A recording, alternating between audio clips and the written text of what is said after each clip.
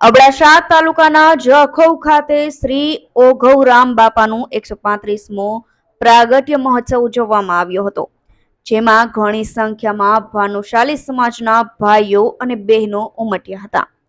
જેમાં ગઈકાલે સવારે ઓઘવરામ બાપાના મંદિરે ધ્વજા પૂજન તથા આરોહણ તથા મંદિર નૂતનીકરણ પૂજા, મહાપ્રસાદ અને સંધ્યા પાઠ, સન્માન સમારંભ અને રાત્રે સંતવાણીનો કાર્યક્રમ રાખવામાં આવ્યો હતો, જેમાં કલાકાર શ્રી વસંતભાઈ ભદ્રા, ભજનીકેશ્વર ભાલાણી, હરિઓમ ગઢવી, તન્વીબેન ગઢવી, હાસ્ય કલાકાર પિયુષ મહારાજ એવં એચવી સાઉન્ડના સથવારે સંતવાણીની મોજ માણી હતી।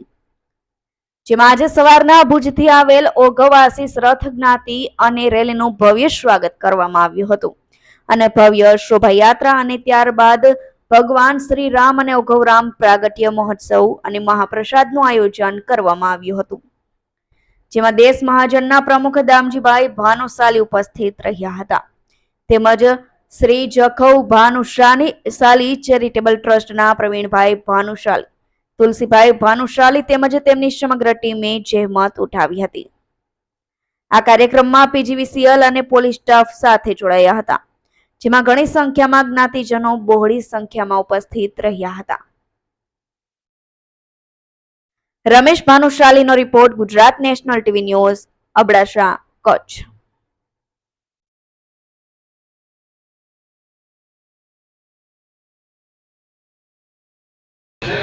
આજે રામનવમી એટલે રામ જન્મોત્સવ અને ઓધવનવમી એટલે ઓધવરામ બાપાનો જન્મોત્સવ ઉજવેલા કરે દેશ દેશાવરથી અહીંયા સર્વે ઓધવ પ્રેમીઓ, રામ પ્રેમીઓ પધાર્યા છે।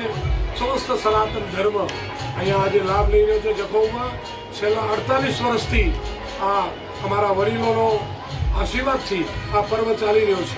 48 વર્ષથી અહીંયા આ રામનવમીનો ઉત્સવ ઉજવાય છે। લગભગ 5 થી 10,000 સુધી બધા યાત્રિકો આવી અને આનંદ લે છે, શોભાયાત્રામાં જોડાય છે અને બીજા ઘણા બધા કાલે પૂર્વ સંધ્યાએ સાંજના સંધ્યાપાઠ થયું, રાતે સંતવાણી હતી અને આજે આ શોભાયાત્રા અને મહાપ્રસાદ લઈ બધા છૂટા પડશે। વિશેષમાં તમને કહું તો જખૌ ઓઘવરામ બાપાનો જન્મસ્થળ છે। જન્મસ્થળમાં અત્યારે જે 48 વર્ષ પૂર્વ પહેલા બનેલો મંદિર, એ મંદિર નૂતનીકરણ માંગી રહ્યું હતું, એટલે નવો મંદિર નૂતન થઈ ગયું છે। એની પ્રતિષ્ઠા આગલા વર્ષે લગભગ 28, 29 અને 30 એપ્રિલ 2025માં કરાશે। તો ઓઘવરામ બાપા ત્યાં નવા મંદિરમાં બિરાજશે।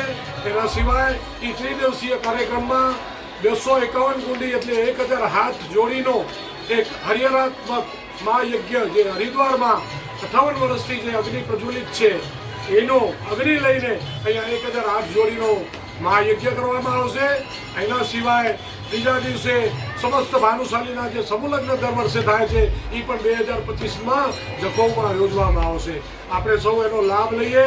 એના સિવાય અત્યારે 2000 વૃક્ષોનું પણ મંદિર નૂતનીકરણ નિમિત્તે અમે વાવણી કરવાની તૈયારી કરી દીધી છે। એના સિવાય સમસ્ત સનાતન ધર્મ આખો આ 2025માં જોડાય અને બાપાનો પ્રતિષ્ઠાનો લાભ જેમ અવધમાં જ્યારે રામ મૂર્તિની પ્રતિષ્ઠા થઈ તો રામ ઈજ ઓધવરામ, કચ્છમાં એક મહાન સંત રામ ઈજ ઓધવરામની મૂર્તિની પ્રતિષ્ઠા થશે। એમાં સમસ્ત 2025, 28, 29, 30 એપ્રિલ 2025માં વૈશાખ સુદ એકમ બીજ અને ત્રીજના સૌ જોડાય એવો પ્રયાસ શ્રી કચ્છી ભાનુશાલી દેશ મહાજન, અખિલ ભારતીય હરિઓમ પરિવાર અને શ્રી જખૌ ભાનુશાલી મહાજન ટ્રસ્ટ આ આયોજિત છે। આ પ્રસંગે આપ સૌને હું વિનંતી કરું છું કે આપ સૌ જોડાઓ, પધારો। 2025ની સેવ ધ ડેટ ઓઘવરામ બાપાના નામે 28, 29, 30 એપ્રિલના આપણે સેવ ધ ડેટ કરીએ, ઓઘવરામ બાપાના નામે તારીખમાં જોડાઈએ અને એ પ્રસંગે આપણે સૌ લાભ કરીએ। હરિઓમ, જય ઓઘવરામ, જય વાલરામ, સદગુરુ ભગવાન કી જય। પધારો જખૌ, પધારો જખૌ, પધારો જખૌ। પરમ પૂજ્ય ગુરુવર શ્રી ઓઘવરામ ભગવાનનો 135મો જન્મોત્સવ જખૌમાંથી ઉજવાઈ રહ્યો છે।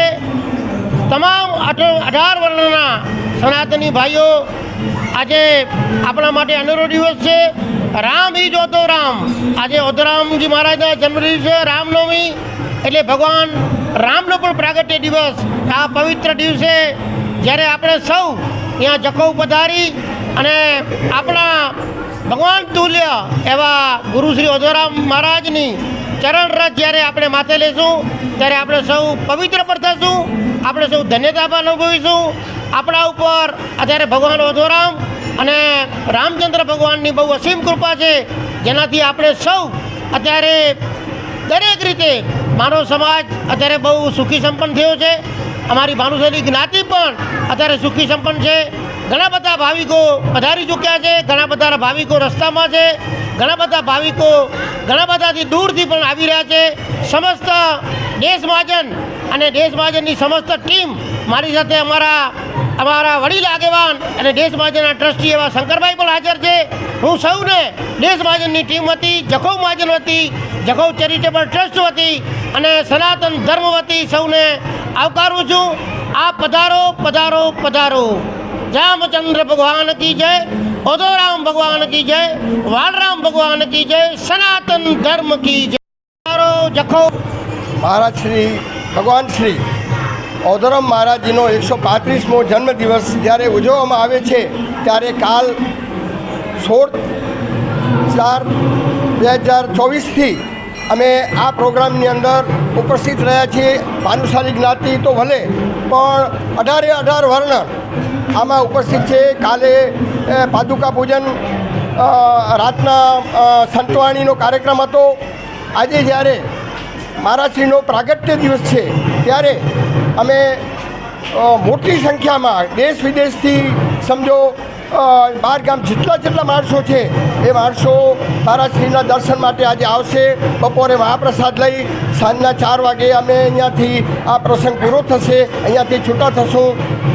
મને લાગે છે કે અત્યારે અમે જ્યાં ઊભા છીએ એ મોટામાં મોટું મંદિર મહારાજશ્રીનો આવતા વૈશાખ મહિનામાં એની અંદર પ્રાણ પ્રતિષ્ઠા થશે અને એ મંદિરને ખુલ્લું મૂકવામાં આવશે. ત્યારે બહુ મોટો પ્રસંગ ઉજવવામાં આવશે. સંતો મહંતોની બધાની હાજરીની વચ્ચે આ પ્રસંગ ઉજવવામાં આવશે. આજે જ્યારે અમે અહીંયા બધા ઉપસ્થિત થયા છીએ ત્યારે મોટી સંખ્યામાં માણસો અહીંયા ઉપસ્થિત થયા છે અને મહારાજ શ્રી ઓધોરામ મહારાજજીનો જન્મદિવસ અમે ધામધૂમથી ઉજવશું. અમે ભાનુશાલી તો ભલે ઉજવીએ પણ 18 વર્ણ આ મહારાજશ્રીને જ્યારે માને છે ત્યારે અમને બહુ ખુશી આનંદ થાય છે અને એમના આશીર્વાદથી આજે અમે 18 વર્ણ બહુ સાધન સંપન્ન અને સુખી છીએ. એ મહારાજ શ્રી ઓધોરામ મહારાજની જય, મહારાજ શ્રી વાલરામ મહારાજની જય. બોલો ભાઈ સબ સંતન કી જય. મહારાજ શ્રી હરિઓમ. અમે જામનગર ગુજરાતથી મહિલા સત્સંગ મંડળ જામનગર આખું ગ્રુપ 45 જણાનો આજે અમે 135મી ઓધોરામ બાપાની જન્મ જયંતિ નિમિત્તે અમે આજે જખૌધામમાં પધાર્યા છીએ. અમને અહીંયા આવતા બહુ જ અમને આનંદ થાય છે. અહીંયા અમને માન પાન ઠામ ઠેકાણું બધું મળી રહે છે. પાછું અહીંયાથી દેશ દેશાવરથી આવે છે માણસો. જે પણ મનોકામના હોય બાપા અહીંયા અમારી બધી શ્રદ્ધા છે અને બધી અમે મનોકામના પૂરી કરે છે. તો બધા ભાવિક ભક્તોને અમે અમારા તરફથી આમંત્રણ આપીએ છીએ. તમે સંઘ ગ્રુપને અહીંયા દર વખતે આવો, દર વર્ષે આવો તો અહીંયા બાપા તમારી મનોકામના પૂર્ણ કરે છે. બોલો ઓધોરામ બાપા કી.